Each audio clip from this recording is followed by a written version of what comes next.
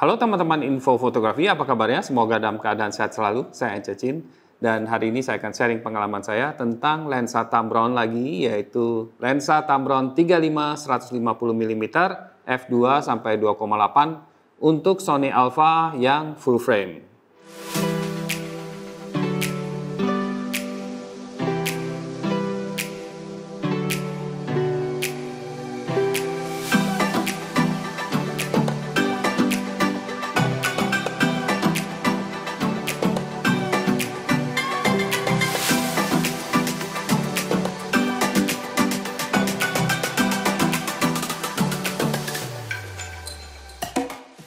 Lensa ini sangat unik ya, jarak fokalnya dari lebar 35 mm sampai tele yaitu 150 mm dengan bukan maksimum yang sangat besar ya untuk ukuran lensa zoom, yaitu di f2 sampai f2,8.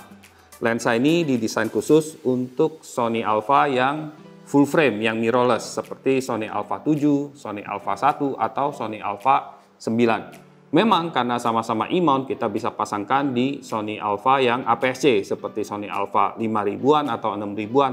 Tapi saat kita pasang di kamera yang ukuran cukup kecil jadinya agak jomplang. Jadi saran saya lensa ini sebaiknya dipasang di kamera mirrorless full frame. Sayangnya Tamron belum membuat lensa ini untuk mount-mount yang lain. Jadi kita tidak bisa memasang lensa ini ke kamera DSLR misalnya, atau kamera mirrorless tapi mereknya lain. Kalau teman-teman lihat, ini ukuran lensa ini cukup besar ya. Dia menggunakan filter diameter 82 mm yang biasanya digunakan di lensa-lensa profesional. Dan beratnya juga lumayan ya, 1,16 kg. Jadi kalau teman-teman bawa ini, pakai ini selama seharian tentunya akan merasa cukup berat.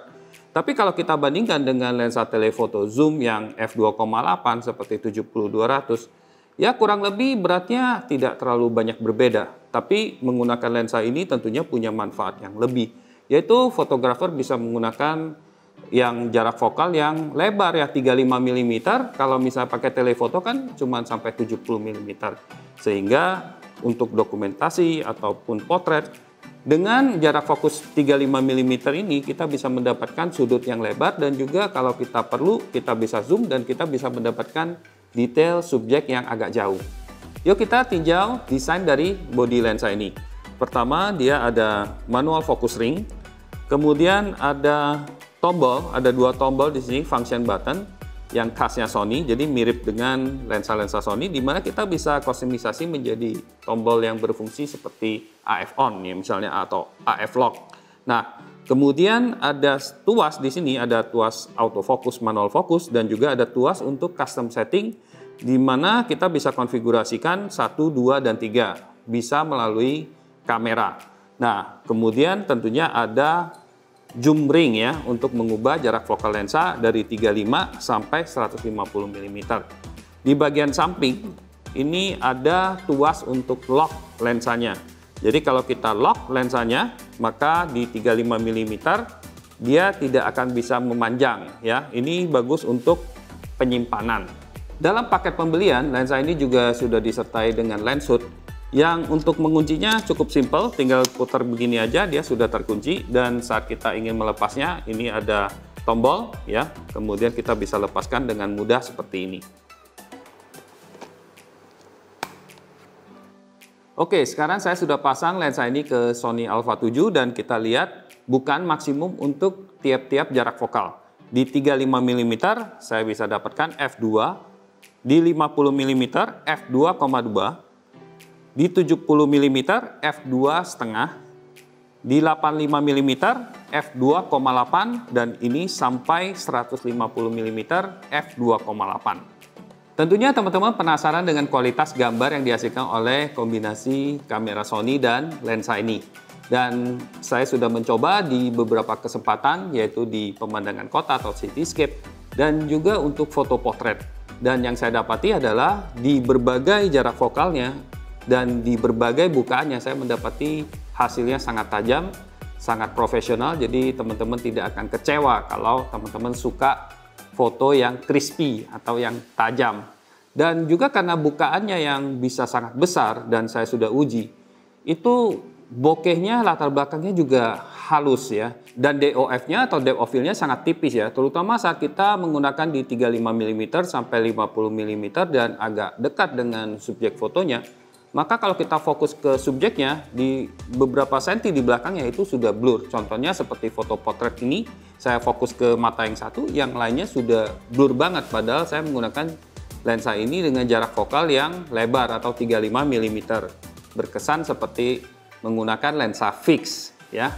Nah, tapi kualitas gambarnya juga saya ada sedikit catatan nih, bahwa saat kita memotret dengan format RAW misalnya, maka akan kelihatan pincushion atau cekung ya, distorsi yang cekung di 50 mm atau lebih, terutama di bagian telenya misalnya 100 atau 150 mm.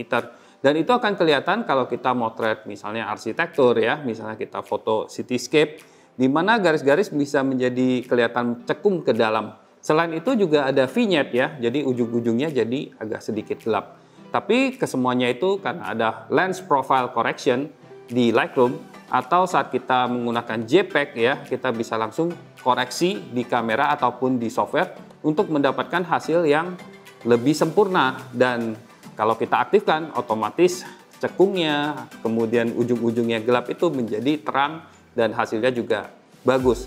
Nah, soal untuk potret sendiri, kadang-kadang kelemahan ini, pincushion ini, itu bisa menjadi kelebihan sendiri karena kadang-kadang di wajah orang tertentu, di mana sedikit cekung membuat wajah orang menjadi lebih datar, lebih enak dilihat. Dan vignette yang ujung-ujungnya gelap itu bisa menjadi alat untuk membuat orang yang melihat foto itu lebih fokus ke bagian subjeknya atau potret model ya, daripada di ujung-ujung pemandangannya.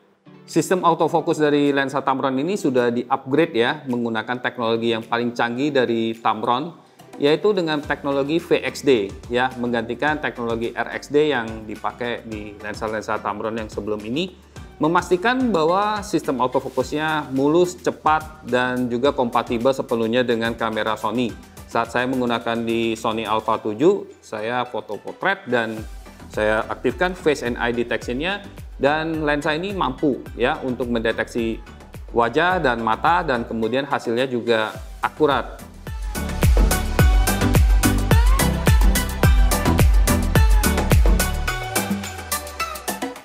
Tapi kadang-kadang kalau kita foto dengan bukaan yang sangat besar dan cukup dekat dengan subjek fotonya, maka kita harus hati-hati bahwa kadang-kadang eye detection dari Sony Alpha 7 ini, dia fokus lebih ke eyelash-nya atau bulu matanya, dan saat itu saya biasanya menggunakan flexible spot yang ukuran kecil untuk hasil yang lebih jitu.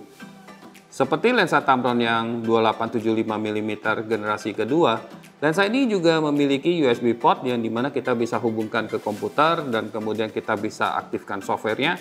Dari sana, software Tamron Lens Utility ini kita bisa mengatur sifat dari motor fokus dari lensa ini. Misalnya kita bisa ubah sifat dari motor fokusnya dari non-linear menjadi linear motor, dan juga ada fungsi-fungsi lain yang menarik bagi teman-teman yang suka menggunakan lensa ini untuk video juga.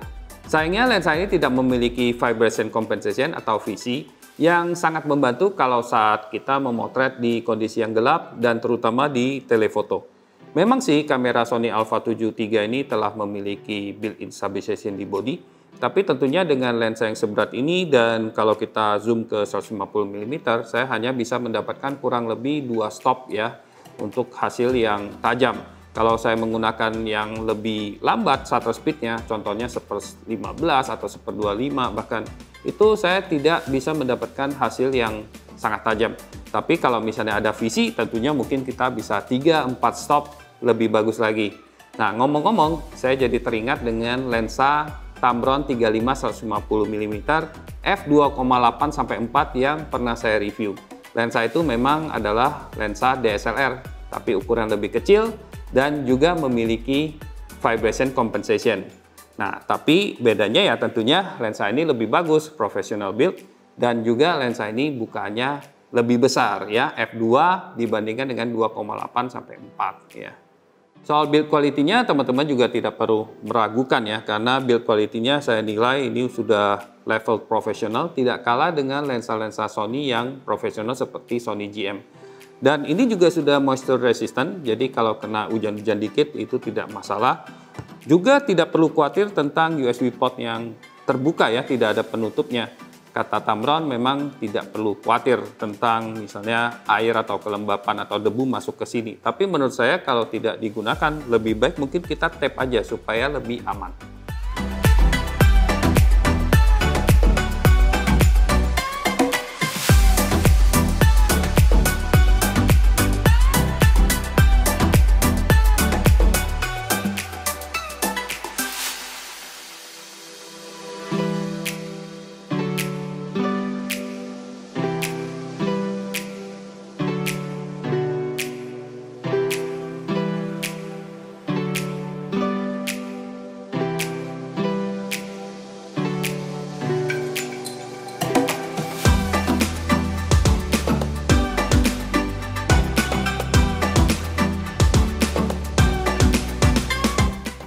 Kesimpulannya menurut saya lensa ini sangat profesional meskipun dia cukup berat dan cukup besar dan harganya juga di atas 25 juta.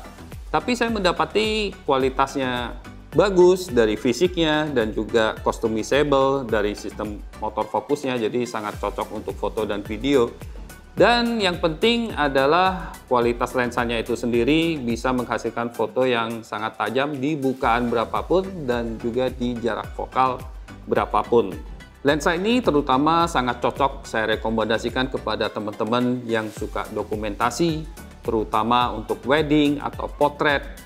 Cocok banget karena dengan jarak fokal yang sangat fleksibel ya, dari 35 mm sampai 150 mm, kita bisa mendapatkan foto yang berbeda-beda ya, looknya untuk subjek yang berbeda-beda dan mendapatkan kualitas yang sama tanpa harus ganti lensa atau ganti bodi kamera. Mudah-mudahan apa yang saya sampaikan bisa bermanfaat bagi teman-teman yang sedang mencari lensa dan sampai jumpa lagi di review berikutnya. Bye-bye!